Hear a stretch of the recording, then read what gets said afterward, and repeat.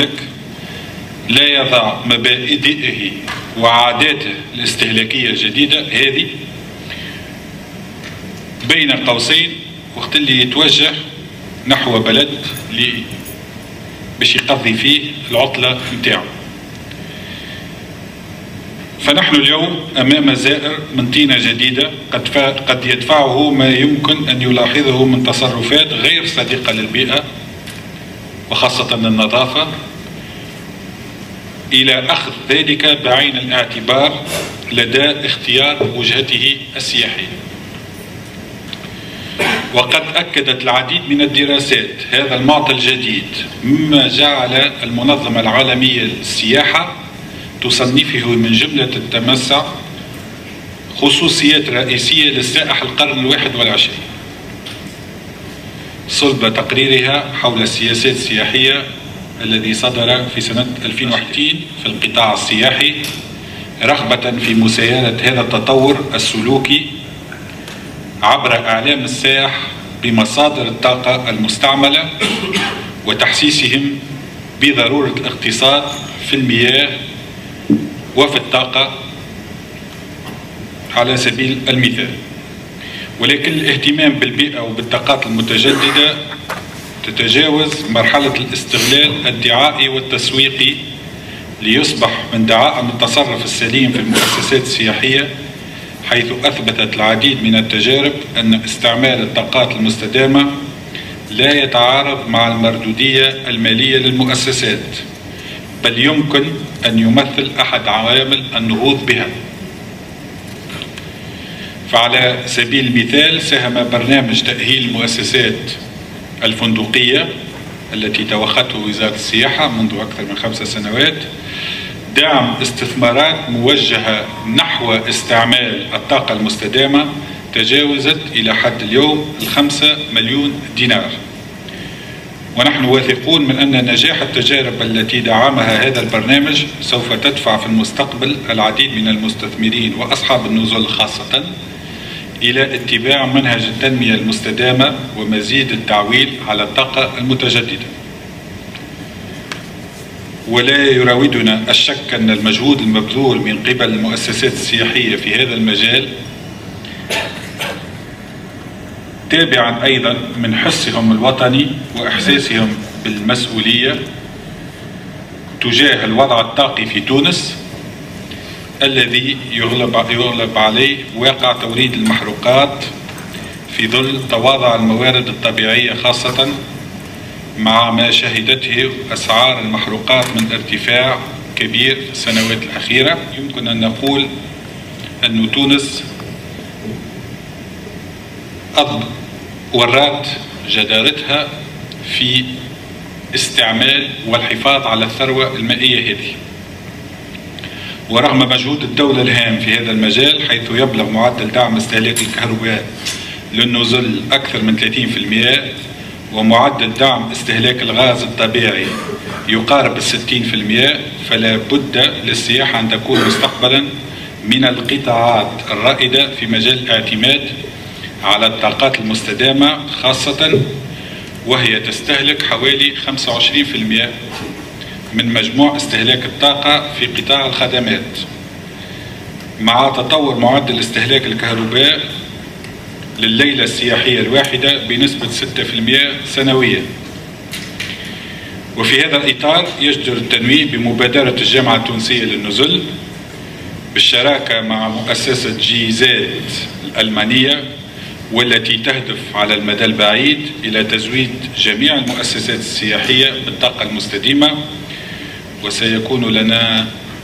عرض على هذه المبادرة بعد قليل.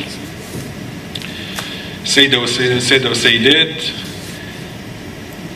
بلغ عدد السياح الوافدين على بلادنا إلى غاية 20 سبتمبر 2012 حوالي 4.4 مليون سائح،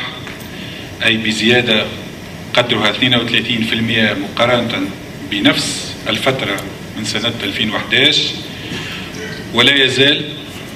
عندنا تراجع قدره 15% مقارنة ب 2010 وقت اللي كان في السنة الفارطة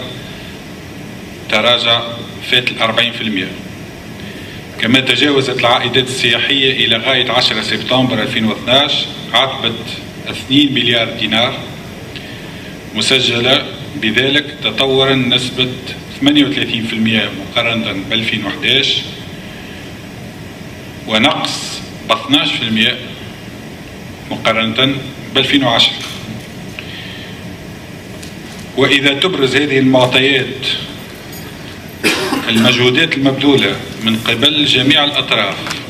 إدارة ومهنيين والوزارات الأخرى، وخاصة تحسن الوضع الأمني رغم ما فيه في بعض الأحيان من انفلاتات، أما في العموم تحسن الوضع الأمني،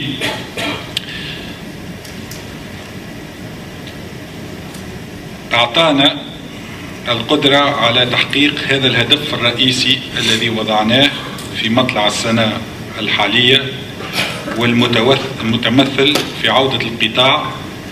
أقرب شيء ممكن إلى ما كان عليه سنة 2010 في 2012، والأصول كليا استرجاع كليا ولا حتى نفوتوه في سنة 2013. والمجال أصبح اليوم بعدما عدينا 8 أشهر هذوما اللي في المجموع يشكلوا 80% من الموسم السياحي ككل، فالمجال أصبح مفتوح أكثر من أي وقت مضى للعناية والاهتمام بالمشاغل والأشكاليات الهيكلية للقطاع